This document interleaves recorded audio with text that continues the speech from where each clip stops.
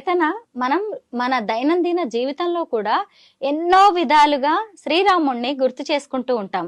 సాధారణంగా మనం ఎక్కువగా అయ్యో రామా అంటాం కదా, అలా కూడా ఇంకా కొన్ని పదాలు ఉన్నాయి, అవి చెబుతావా? చెప్తానండి. పలకరించాలంటే జైరామ్జీకి, వీడ్కోలు పలకాలంటే రామ్ రామ్, ఆశ్చర్యానికి అయ్యో రామ, ఆక్రోశానికి రామ రామ, ఆనందం పెళ్ళుబికితే జై శ్రీరామ్, ఆకలేస్తే అన్నమో రామచంద్ర.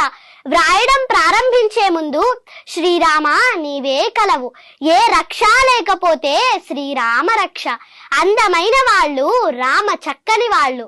రాజు ఎలా ఉండాలంటే రాజారాం, భర్త ఎలా ఉండాలంటే సీతారాం, కొడుకు ఎలా ఉండాలంటే దశరథరాం, అన్న ఎలా ఉండాలంటే సౌమిత్రిరాం, స్నేహితుడు ఎలా ఉండాలంటే మారుతిరాం, పాలకుడికి పర్యాయ పదం